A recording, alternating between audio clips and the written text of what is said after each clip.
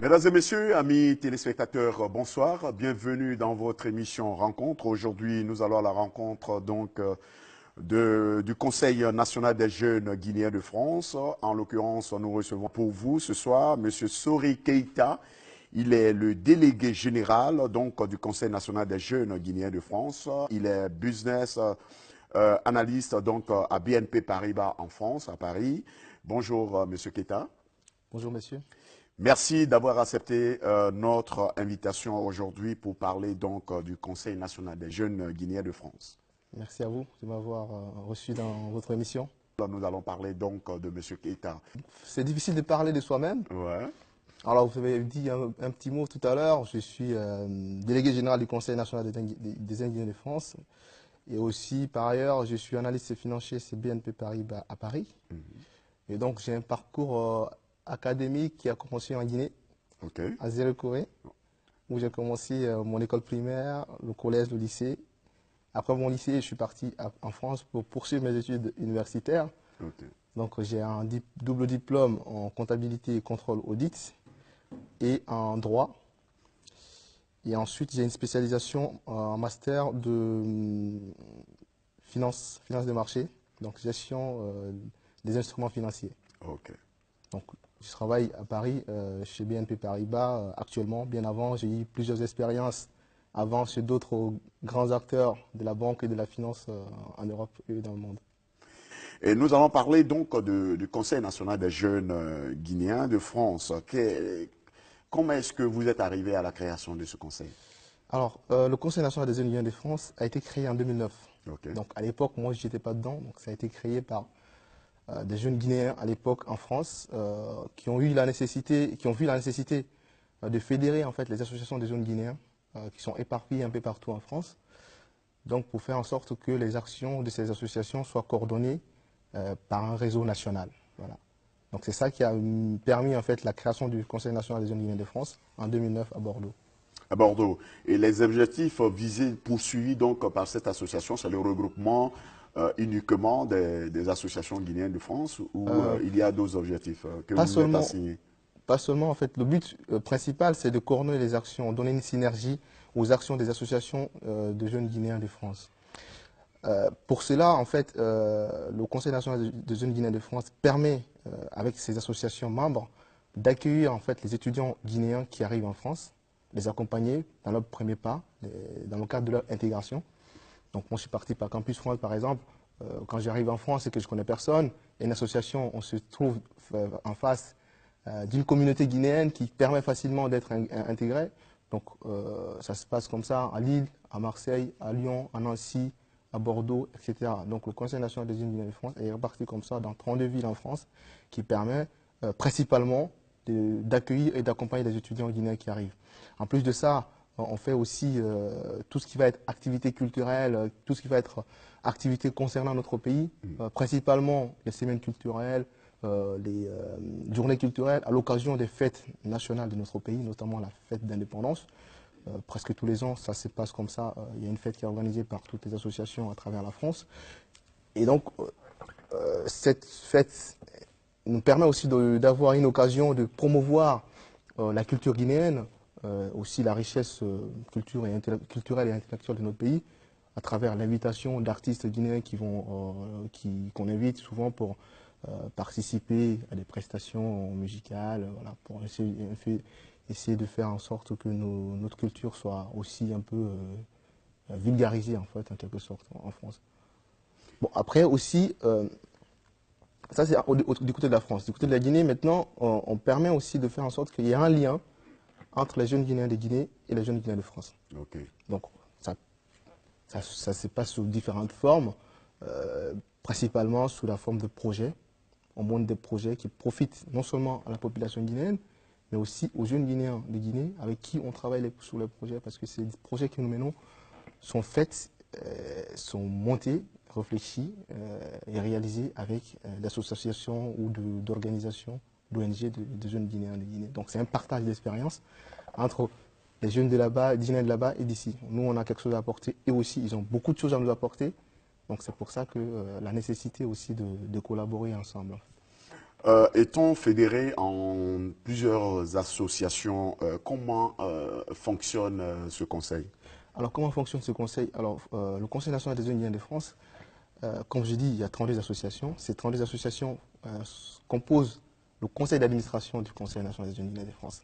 Donc, le conseil d'administration est composé de 32 membres qui élisent les membres en fait, du bureau exécutif. Donc, pour être membre du bureau du Conseil national des jeunes guinéens de France, il faut être habilité, il faut être délégué par une association membre. Voilà. Moi, je suis au sein du Conseil national des jeunes guinéens de France par l'intermédiaire de mon association membre qui est ASEGI, Association des étudiants guinéens du Nord-Pas-de-Calais à Lille. Okay. Donc, ainsi de suite. Donc, il faut appartenir à une association pour être membre donc, du bureau de gestion de Tout à fait, tout à fait, tout à fait. C'est un réseau d'associations, c'est une fédération et on ne peut pas adhérer individuellement. C'est des associations qui sont membres du conseil. Okay. Donc, ce n'est pas des personnes physiques. Et ces personnes physiques, pour être membre, il faut être membre d'une association qui est affiliée en fait au réseau. Quel est l'esprit qui prévaut aujourd'hui au sein donc, de ce conseil, vu la diversité des différentes associations en Guinée, en France? En France et en Guinée, je dirais. L'esprit qui prévaut aussi, on essaye de se... Enfin, l'esprit principal, c'est de nous rassembler sur ce qui nous unit. C'est ce que nous avons en commun de bon. On a en commun l'amour de notre pays. Sur tout ça qui permet de nous unir principalement. Donc, toutes les actions qu'on fait vont dans le sens de la promotion de la Guinée, des projets qu'on réalise en Guinée. Donc, c'est un élément très important qui nous unit aujourd'hui au sein du Conseil national des jeunes guinéens de France. Quand on connaît, je dirais, le repli identitaire, si vous voulez, régionaliste, ethnocentrique, qui prévaut même de Conakry jusqu'à l'intérieur, qui s'est déteint à travers tout le monde, comment est-ce que vous gérez tout ça? Parce que les gens ont pour tendance de vivre en communauté, en régionalisant, en vivant. Comment est-ce que le Conseil arrive à tirer le meilleur de ces différents groupements? On arrive à tirer le meilleur de ces groupements. Je disais qu'on se rassemble sur ce qui nous unit, c'est la Guinée. Donc on réussit jusqu'à présent à dépasser ces clivages. Okay. En faisant en sorte que les membres du bureau viennent des associations. Donc s'il y a des problèmes, ça se gère peut-être au niveau même de l'association à la base. Et donc on n'a pas vraiment de difficulté à gérer ces problèmes parce que on a dans les bureaux des gens d'horizons différents, qui ont des opinions politiques complètement différentes, qui sont d'ethnies différentes. Mais ça n'empêche pas de travailler ensemble parce qu'on a un seul objectif, c'est de faire en sorte que notre pays avance par des moyens qui sont à notre disposition. Les moyens qui sont à votre disposition. Et vous avez parlé donc des projets tout à l'heure. Nous allons parler du projet Solar Santé auquel vous tenez tant. Oui, justement. Je disais que quand on fait des projets, ça permet non seulement de servir de pont entre les jeunes Guinéens de Guinée et les jeunes Guinéens de France à travers le montage et la réalisation du projet qu'on fait en commun avec d'organisations et associations de jeunes Guinéens ici en Guinée. Et ça permet aussi de faire bénéficier la population guinéenne de nos expériences, de notre façon, de notre expertise en quelque sorte. Et donc, aujourd'hui, tous les ans, depuis la création du CNDJF, on réalise des projets en Guinée. Donc, on va parler de Solar Santé parce que c'est un projet qui nous tient à cœur principalement et qui est récent. C'est un projet d'électrification solaire des centres de santé, d'équipement, de réhabilitation, de fournitures, des formations de personnel de santé dans le milieu rural. Donc, en Guinée, dans le milieu rural. Donc, on travaille avec aussi d'autres organisations qui sont vraiment spécialisées dans le domaine de la santé, notamment Santé pour tous. Donc, pour le projet sur la santé, avec Santé pour tous, on a construit un centre médico-légal à Kagbélé, qui est très bien équipé. Et aussi, actuellement, on a construit aussi un centre de santé à Farasababin, qui est Santé pour tous. Et Farasababin, c'est dans Mandiana, entre Mandiana et Siguiré, c'est une zone très enclavée, qui est difficile d'accès et qui aussi qui est dans une zone minière et qui fait que les gens avec les éboulements, avec plein de problèmes. Le problème de santé n'est pas... les gens ont beaucoup de difficultés pour accéder à la santé. Donc pour cela, le centre de Farasarabien est un centre vraiment en référence qui permet de soigner beaucoup de personnes. Et aussi, l'enclavement du centre de santé de Farasarabien, on peut se poser la question comment on arrive à faire fonctionner, parce que aussi il y a un gros problème ici. D'équipement Pas à ce niveau-là, parce que l'équipement, on envoie tous les équipements, le centre il est bien équipé, mais c'est un problème de personnel aussi, qui est un peu difficile, parce que comment faire en sorte qu'un médecin qualifié reste là-bas pour s'occuper des patients. Et pour cela, on a réfléchi à une façon d'inciter les médecins, à Farasarabien principalement, je peux citer Dr Oulare, qui fait un travail formidable sur place. C'est un médecin qui a fait ses études à Conakry, qui est bien formé, très bien formé, qui a laissé donc les grands hôpitaux ici pour aller là-bas, et qui a été favorisé aussi par le fait qu'on a mis en place une façon de les soutenir pour faire en sorte qu'il reste sur place. Construire un bâtiment pour lui, le soutenir.